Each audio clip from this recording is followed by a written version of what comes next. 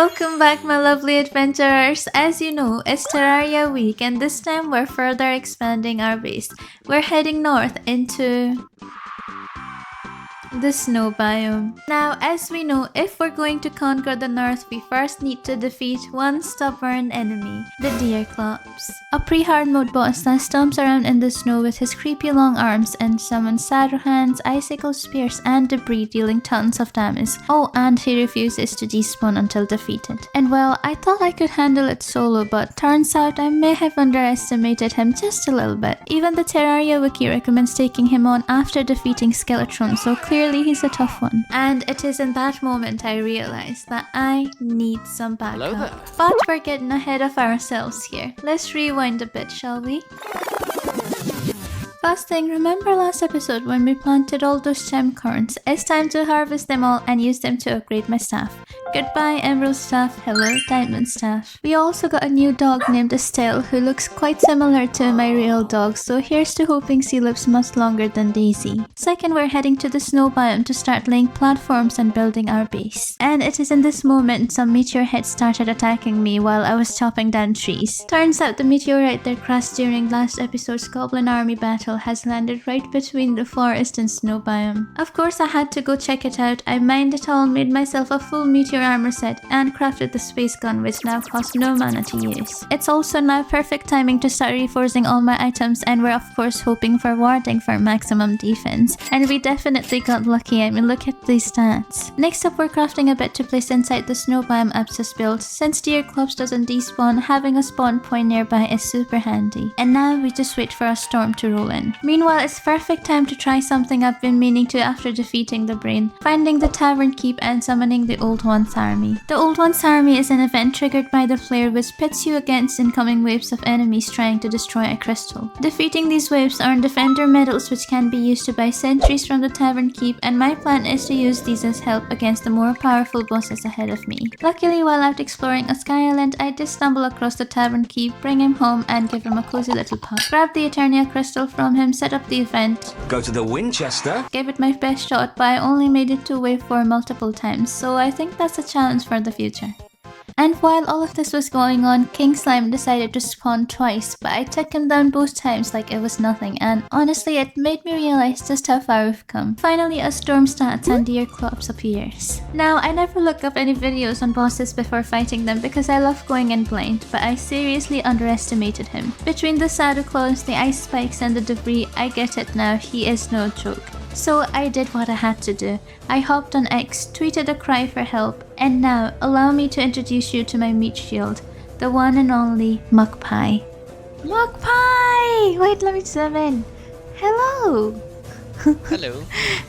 Interesting gear. Is that a wedding gown? is that a wedding gown, please? And what's that on your face? This is just my face. Little does he know what I have planned for him. I introduce you all to Project Meat Shield. You will feel the universe in motion around you. Wow! Can I punch through walls? Can I do a quadruple backflip? Focus. Huh? Focus. Oh yeah. Read it, Paul, and fulfill your destiny. Read it and become the Dragon Warrior. Whoa! So we try and fight Deerclops head on, but obviously that's not a good idea. Are you sure? So diversion of plan, we go to fight the brain of Cthulhu. Fight back! Obtain the Crimson ore from him and buff Mukpie with the Crimson armor set. And all he's doing is acting as a meat shield to divert his attention while I try to fire my magic at him and hopefully defeat him. son of a bitch, I'm in. So that's basically what the Project Meat Shield is. The plan is simple. Mukpie and I will first try and organize obtaining the toughest armor available, which is the Crimson armor. This immediately becomes an hiccup as we can't find the Crimson ore, so here's a mini plan before the actual plan. We'll take on the brain for the Crimson. So I left Muk to hold down the arena while I go home to gather the bast statues, potion and some equipment. We equip Muk with my meteor armor and the space gun while I have the Dungle armor set and the diamond staff, and together we're ready to take on the brain. Left top. I'm out of mana. Hold on, sorry, I'm out of Sweet. mana. I've got it. Need One to right, restart. one right. One right, okay. Yes, left. Top right. Shit. Top left. Ah, Woo! Yeah, to the dance! Muck ended up with the Brain of Confusion, which confuses the enemy and negates some attack, and the Crimson Rod, which summons a blood cloud which deals impressive damage if you can convince the enemy to stand under it for long enough. Following that, we equip Muck with the Crimson Armor, which also has a set bonus to regenerate health by the way. Then give him a Slime Saddle, Slime Hook, Healing Iron Skin, and Swiftness Potions. Oh, and I also craft a Flink Staff for myself. Now listen, Muck's job is simple. Survive. With only 40 mana, he would only get a few shots max out of the space gun. He has to dodge, pull aggro, keep his Iron Skin active, and use the swiftness buff to help counteract Deerclops' constant slowness debuffs. As for me, I would be positioned above Deerclops on a platform where I can hopefully avoid most attacks and shoot him consistently with the Diamond Staff. And with that... So he doesn't come up there. Oh, oops. Alright. Right, Operation Human Meat Shield. You're the damager, okay? Okay. Okay, there we go. Okay, this boss is no joke. The moment you stray too far, he turns purple and goes invulnerable, which I did not realize before this. That's not ideal. So we need to stick close, which means, yep, right into the claws. His multi-swipe attacks hit hard and we still don't even understand what triggers it. It's painful. He's tough, like I told you. Dude, his claws are so annoying. Get the fuck away from me. Alright, hold on, I'm coming. At one point we tried using the Crimson Rod to lure him back and forth through the damage cloud, but we were scrambling so much it rarely worked. He's here, where is he? Right, I'm gonna there we get go. down so he's... Alright, now he's not invulnerable. Right, he's invulnerable again, bro. Why is he invulnerable? He's like so... he's invulnerable like 90% of the time. Exactly, that's the problem that I was telling you about. Like, it's not... How am I meant to defeat him by myself? If you can lure him over here, I've got a cloud. Okay. It should Come do here, a lot come of here. steady damage to him. If you can get this.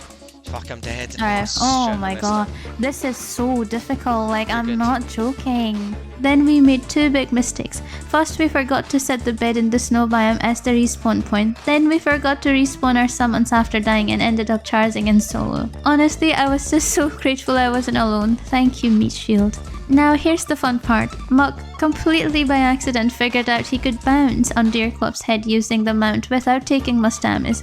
Ah! Yes, that bonification. I'm bouncing on his head. I'm bouncing Alright, I'm doing some... Oh, I'm bouncing cooked. on him. It's working. The rain's getting him. That kept the boss in place just long enough for me to actually land some solid hits with the Diamond Staff. Meanwhile, the Crimson Cloud slowly but surely started melting his health, and amidst all the panic, somehow it worked. Wait! I'm bouncing on his head. I'm healing. We're gonna do it! I'm bouncing him! Ah! No! Ah! We're gonna start something. No, I'm cooked! We did it! Oh my god! So I guess if you ever want to fight Deerclops on your own, all you'd need is a slime mount, something like Crimson Rod, and the Brain of Confusion to confuse him, and it's pretty easy actually. Sure, Jan. Seriously though, that was by far the most intense boss fight I've had. But we won, and to top it all off, we also got the celebratory lanterns. Wow. Such a nice place to end this video, I'm very happy. Yeah, that's a good one. Alright, and of course, here's the reason I decided to take on Deerclops before the other scary enemies. I'm looking at you, Skeletron. I'm of course talking about the Bone Hymn. This item summons shadow hands, the exact hands that killed us, to fight for you instead this time, and guys, I'm not kidding when I say they are powerful. And this sets us perfectly for the next episode. So that's it for this playthrough. Thank you so much for watching the video and sticking all the way to the end with me. I had so much fun inviting one of you guys to play with me, and I do plan on doing similar things in the future, so if that interests you, please don't forget to follow me on X. And of course, as always, if you've got any tips or advice or just wanna come say hi in the comments, please feel free to do so. I always read and reply to every single one of them. And hey, if you did enjoy the video, please don't forget to give it a big thumbs up and subscribe if you haven't already done so. Every single bit of support really helps my small channel out, and appreciate it more than you could ever know. I hope you take care of yourself and have the loveliest weekend. I'll catch you next week with an Oblivion episode, and I'm so excited to share that one with you as well. And trust me, it's going to be an intense one. And yeah, I love you all, and I shall catch you next time on Dee's Dungeon. See ya! and welcome back, my love. Hello and welcome